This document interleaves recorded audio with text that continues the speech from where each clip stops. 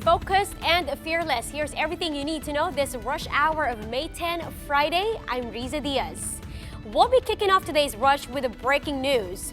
Motorcycle taxis may soon legally operate in the country as the Transportation Department finally approves its pilot implementation.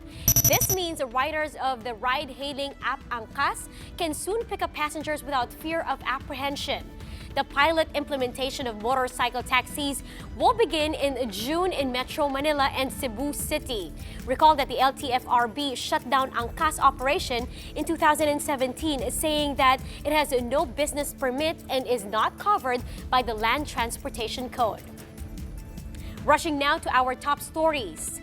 Malacanang's new matrix has sparked a storm of reactions after the inclusion of Olympic medalist Heidelin Diaz and TV host Gretchen Ho. Diaz now questions how her name was included in the matrix, and at least 2 lawmakers are casting doubts if the diagram is indeed valid. Maricel Halili has the story. Sana po, wag po kayong ganon na idadawit nyo ang pangalan ng isang tao na sobrang busy at sobrang sinasakripisyong lahat para sa Pilipinas. Ginagawa ang lahat para irepresenta ang Pilipinas. Olympic medalist Heidelin Diaz expressed her dismay after being linked to an alleged conspiracy to discredit President Rodrigo Duterte. This after Malacanang released a new matrix supposedly showing a diagram of more groups and individuals supposedly involved in an ouster plot against Duterte.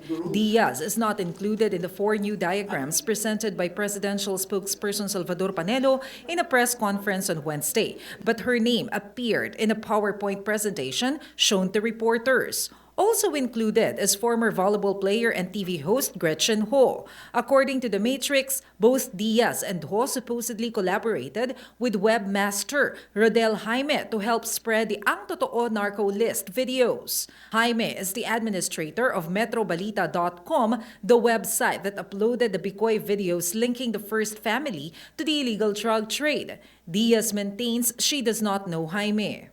Ha? Anong matrix? Ano yun? Wala akong alam kung ano man yun. At di ko alam kung sino ba yung, ano yun?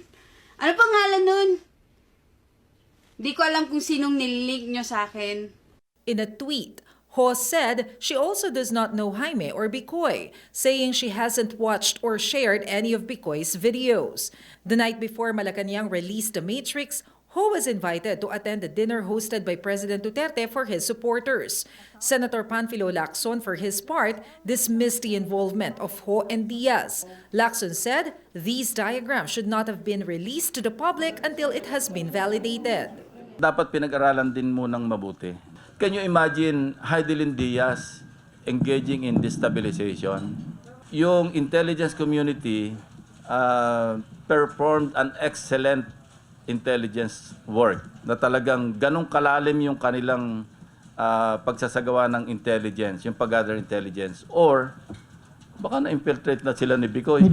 Senate President Tito Soto, on the other hand, is also not thoroughly convinced of the matrix. News 5 is still trying to get Malacanang's side on the matter. For News 5, Maricel Halili, we are One News.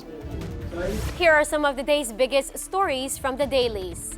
Cloud seeding operations over 3 dams have started to create artificial rain and increase the water level in the facilities. Cloud seeding was done earlier this week over the Ipo, La Mesa, and Angat Dam, which are Metro Manila's main sources of water supply and are also being used for irrigation purposes in Central Luzon.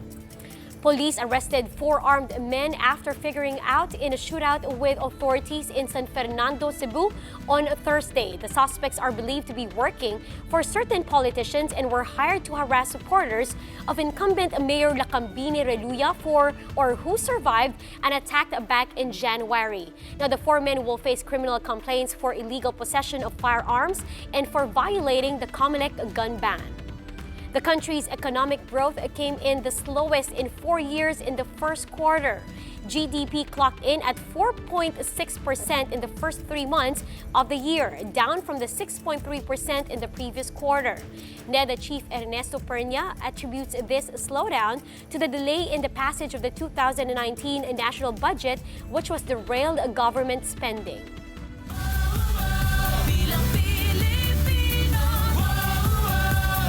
Senatorial bets claim to have the support of the biggest bloc voting group in the country, but Manila Archbishop Luis Antonio Cardinal Tagle still urges voters to check their conscience. Greg Gregorio has this report. After El Shaddai, hugpong ng pagbabago candidates continue to secure the backing of church groups and other religious sects as election day draws near. While Iglesia ni Cristo has yet to make an official announcement, the group has reportedly set to endorse senatorial bets from the administration slate. This include Bongo, Bato de la Rosa, Amy Marcos, Bong Revilla, Jinggoy Estrada, Pia Cayetano, Sonny Angara, Cynthia Villar, and Francis Tolentino. Alam niyo po, nagpapasalamat ako sa kapatiran ng Iglesia ni Cristo dahil alam ko ako po yung ginawa nilang number 1 candidate. So I confirm that, I acknowledge that, and I am eternally grateful for the endorsement. The INC is also set to endorse independent bets Grace Poe, Lito Lapid, and Nancy Binay. Former Senator Jinggoy Estrada, who is striving to make a comeback in the upper chamber after SPDAF-related plunder charges, admit that this will be the toughest election for him and that the INC backing would be of big help. A majority of the hugpong slate also made it to the list of candidates being endorsed by the Independent Bishops' Conference of the Philippines. This also includes 2 candidates from the opposition slate, Bam Aquino and Mar Rojas, as well as independent re-electionist Nancy Binay. The non-Catholic group says they chose the candidates who they think would continue the reforms started by President Duterte. We, the Independent Bishop Conference of the Philippines, boldly supports President Rodrigo Roa Duterte's leadership, and we corporately work with him by endorsing 12 senators to our flock and to the public. We choose the 2 comparing to others. Sorry po, pero nakita namin na higit na may kakayahan itong dalawa para sa kapakanan ng check and balance. Amid all these endorsements from religious sectors, Manila Archbishop Luis Antonio Cardinal Tagle reminds the public to be critical in choosing the country's next leaders. For News 5, Greg Gregorio, We Are One News. President Rodrigo Duterte was absent during the meeting de avance of the hugpong ng pagbabago slate on Thursday. Everyone expected the chief executive would attend the event, especially since the party held their biggest campaign sortie in Davao City. Senatorial Beto Bongo explained Duterte's absence, saying he was tired from his hectic schedule and decided to take a break instead. Now, despite his absence, members of the presidential family were present in the event. Davao City Mayor Sara Duterte led the campaign, along with a complete slate of the HNP candidates. And Ocho Derecho Senatorial Bet Chel Diokno gets a solo endorsement from the country's top legal minds. Law Luminares held a joint press conference on Thursday to show their support for Diokno's electoral bid. Now, this includes former Supreme Court Justices Roberto Abad and Antonio Eduardo Nachura, former Ombudsman Conchita Carpio Morales, former Ombudsman Simeon Marcelo, Far Eastern University Institute of Law Dean Melencio Santa Maria, and Lyceum of the Philippines College of Law Dean Soledad Mawis. Diokno's fellow lawyers commended his passion for justice and public service. Now, the outpour of support for Chel Diokno also continues from showbiz. His latest endorsement comes from comedian Vice Ganda, who called Diokno intelligent, competent, and a man of integrity. He joins Diokno's list of celebrity endorsers, which also includes Chris Aquino, Vilma Santos Recto, and Enchong D. Now, with just a weekend away, the Comelec and other organizations are now on their final preparation for Monday's election. Patricia Mangune has the details.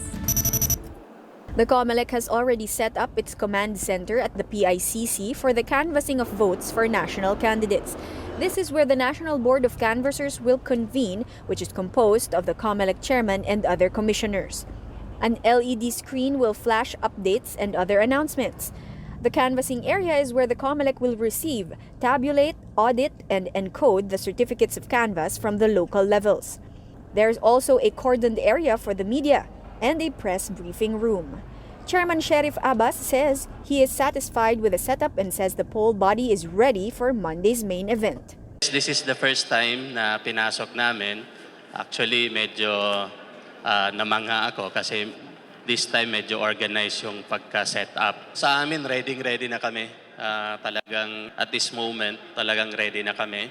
Yung aming MTSC, yung aming canvassing, lahat ng committee activated na. Ang mga kaso, kung makikita nyo, pinalabas na namin yung mga cases, lalo na yung mga high-profile na cases, pinalabas na namin.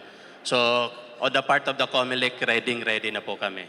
The AFP and PNP will do a security sweep of the command center a day before the elections. The Comelec, however, expressed uncertainty whether NAMFREL will still take part in the Random Manual Audit or RMA for the election results. This is after NAMFREL announced last week that they are declining their accreditation. It later clarified they simply withdrew as the lead convener for the RMA but will still be a participant. Let's find out if they're still considered part of the team, no? Remember, they're no longer accredited. So I am not yet very clear as to the nature of their participation. Will they now be just an independent third party without accreditation? I really can't say. Also, this posture is now at odds with their very strong language from just a couple of days ago. Meanwhile, Malacanang has declared May 13 Election Day as a special non-working holiday to enable the people to properly exercise their right to vote. For News 5, Patricia Mangune. We are One News. Rain showers and thunderstorms may damp the parts of the country this past few days. But don't worry, this doesn't mean we're going to have a rainy election day. The State Weather Bureau Pag-asa is still monitoring a low-pressure area at 860 kilometers east of Hinatuan, Surigao del Sur. But that is not expected to intensify further into a tropical cyclone. The LPA is embedded along the intertropical convergence zone or the merging of winds from the northern and southern hemispheres. Now, because of this, the ITZC, Eastern Visayas, Caraga, and Davao regions may again experience scattered rain showers and thunderstorms today. Now, parts of Luzon may also experience some showers and thunderstorms, but that's due to the southwesterly surface wind flow. Moving on now to some top trends making the rounds on social media. Despite President Rodrigo Duterte's serious campaign in Bohol, some members of the audience couldn't help but laugh.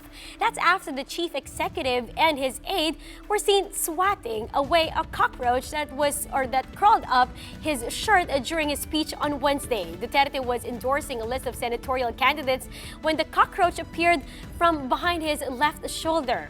Later, the president joked that the Liberal Party planted the cockroach on him. Prince Harry and Meghan Markle has introduced their firstborn son to the public for the first time. The Duke and the Duchess of Sussex even posed for a photo op with their baby on Thursday, named Archie Harrison. The new royal gained fame on social media for his unusual name. While some netizens joke that the royal couple might be a fan of the comic book series, others believe that the name is fit for a modern royal baby. And that's how the day is shaping up to be. Join us again next time for another round of Rush. I'm Riza Diaz. We are One News.